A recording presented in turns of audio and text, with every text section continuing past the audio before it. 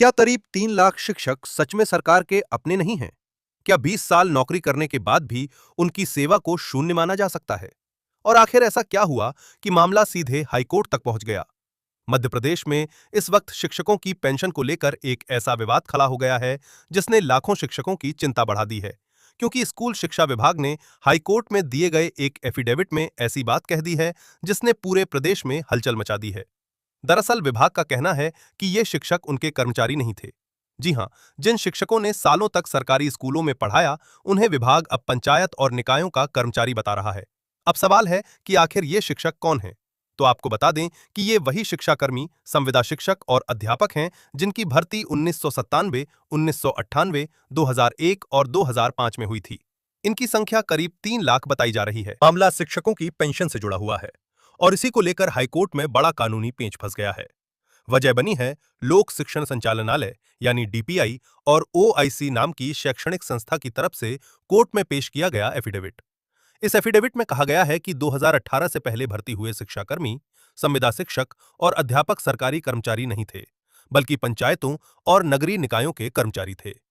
विभाग का तर्क है कि 73वें और 74वें संविधान संशोधन के बाद स्कूलों का प्रशासनिक नियंत्रण पंचायतों और निकायों को सौंप दिया गया था। बाद में 2018 में नया कैडर बनाकर इन कर्मचारियों को नई नियुक्ति दी गई।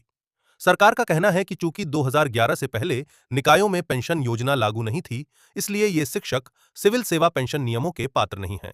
इतना ही नहीं, विभाग की तरफ से यह भी कहा गया कि इनकी वरिष्ठता यानी सीनियरिटी सिर्फ 2018 से मानी जाएगी। यही वो बात है जिसने पूरे मामले को बेहद गंभीर बना दिया है, क्योंकि अगर विभाग की दलील मान ली जाती है तो 1997 से 2018 तक की करीब 20 साल की सेवा शून्य मानी जा सकती है।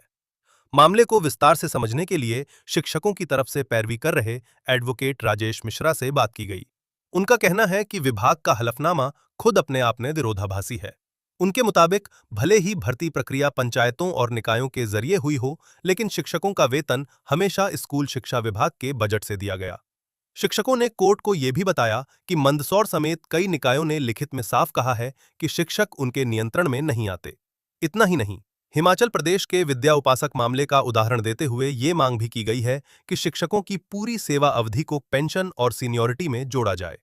दलील ये दी गई कि पंचायत और नगरीय निकाय सिर्फ हायरिंग एजेंसी थे, जबकि वास्तविक नियंत्रण हमेशा शिक्षा विभाग के पास ही रहा। कैग यानी नियंत्रक एवं महालेखा परीक्षक की एक रिपोर्ट का भी हवाला दिया गया है, जिसमें कहा गया कि प्रदेश के स्कूलों की चल अचल संपत्ति और स्टाफ का वास्तविक हस्तांतरण पंचायतों को कभी हुआ ही नहीं।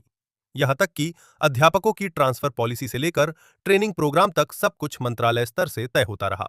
उधर मामला बढ़ता देख डीपीआई डायरेक्टर के द्विवेदी ने कहा कि उन्होंने कोर्ट में ऐसा कोई हलफनामा नहीं दिया है, जबकि उस एफिडेविट की कॉपी मीडिया के पास मौजूद बताई जा रही है।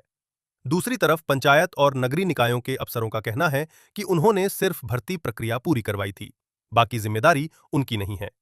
फिलहाल अब इस पूरे मामले की अगली सुनवाई 3 जुलाई को होगी और माना जा रहा है कि उसी दिन इस विवाद पर बड़ा खुलासा हो सकता है।